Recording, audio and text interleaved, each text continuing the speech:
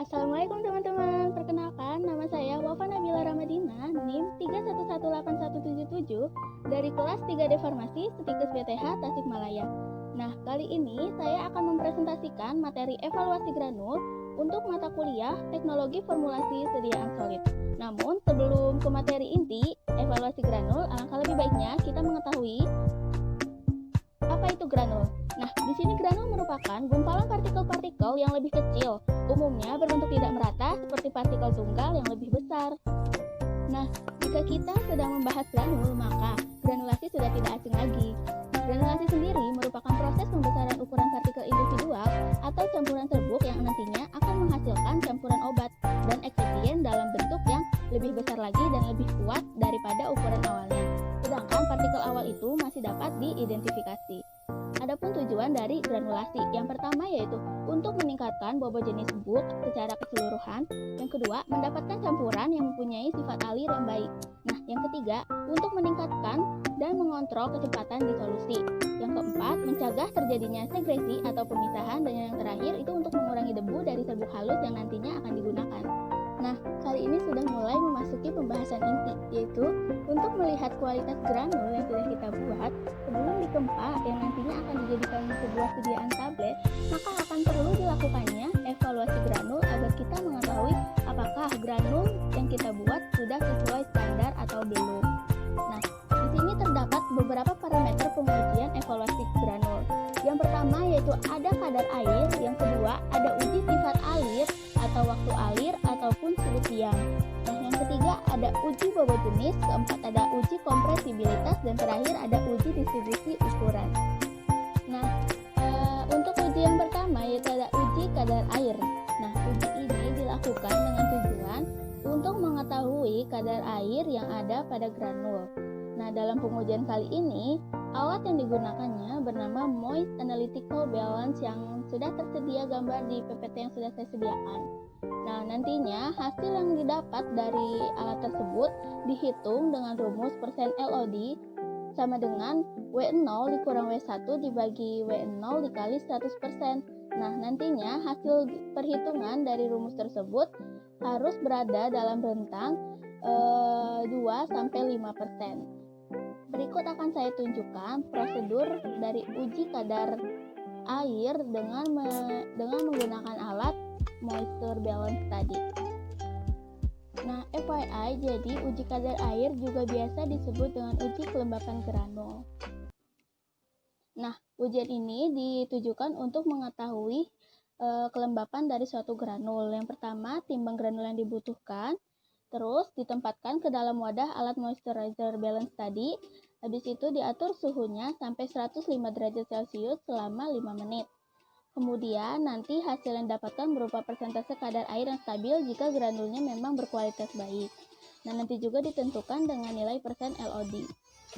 Nah, uji selanjutnya atau uji kedua yaitu uji sifat alir, waktu alir maupun sudut diam. Waktu alir itu sendiri merupakan waktu yang dibutuhkan sejumlah granul untuk mengalir pada suatu alat. Nah, sifat ini juga dapat dijadikan sebagai nilai untuk keefektivitasan dari sebuah bahan pelicin, di mana karena adanya bahan pelicin ini dapat memperbaiki sifat alir dari suatu granul.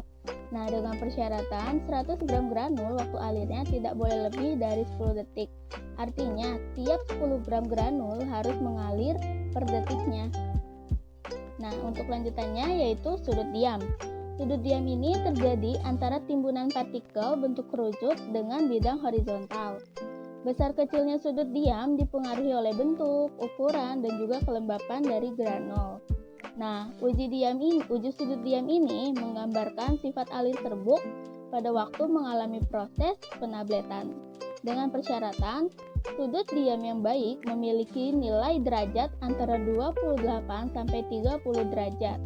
Namun, jika sudutnya sudah 40 derajat atau lebih dari 40 derajat, bisa dibilang daya mengalirnya kurang baik. Nah, berikut terdapat prosedur uji alir.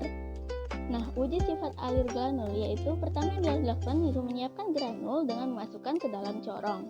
Di situ biarkan granul mengalir dengan menekan tombol start yang ada pada mesin. Nah, Granul dikatakan memiliki sifat alir yang baik bila untuk setiap 100 gramnya, waktu alirnya tidak lebih dari 10 detik. Ketiga, yaitu uji bobot jenis. Nah, evaluasi granul dengan bobot jenis yaitu untuk mengetahui bobot jenis dari setiap granul yang mau diujikan, mulai dari bobot nyata, bobot manfaat, dan juga bobot sejati.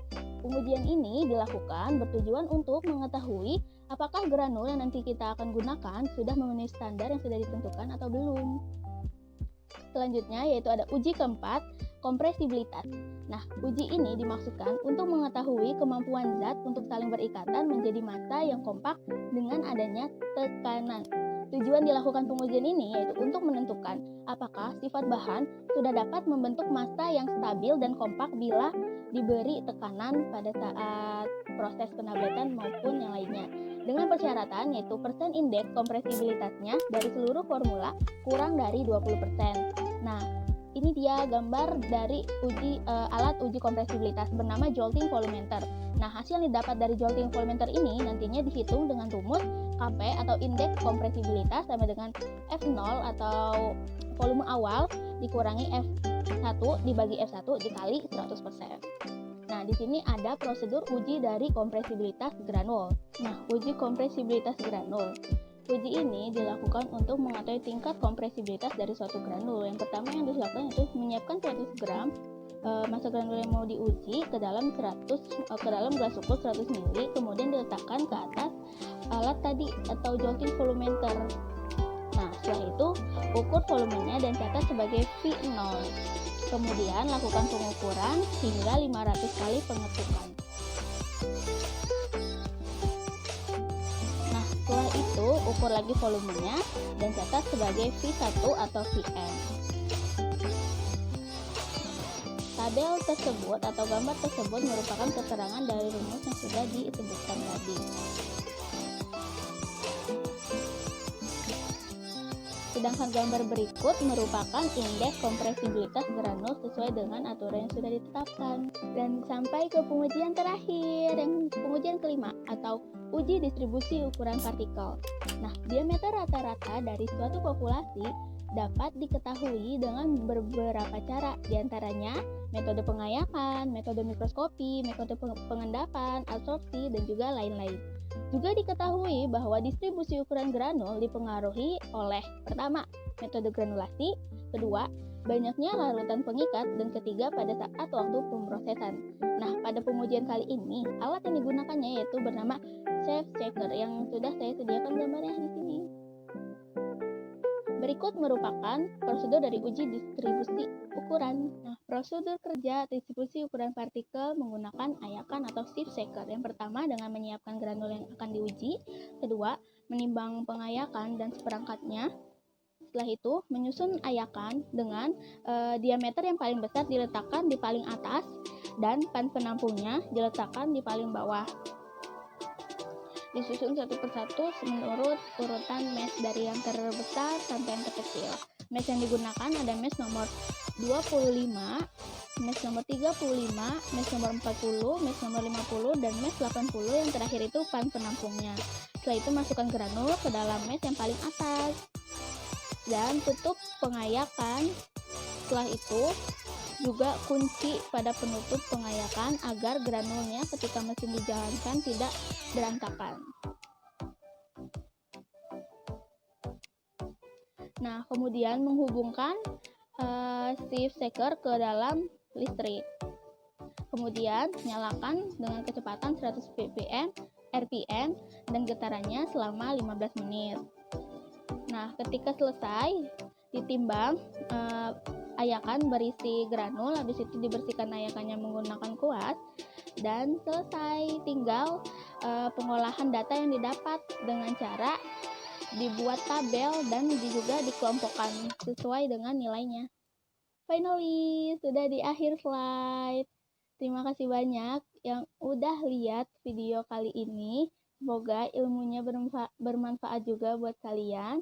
Sekian yang dapat saya sampaikan, kurang lebihnya mohon maaf yang sebesar-besarnya. Wassalamualaikum warahmatullahi wabarakatuh.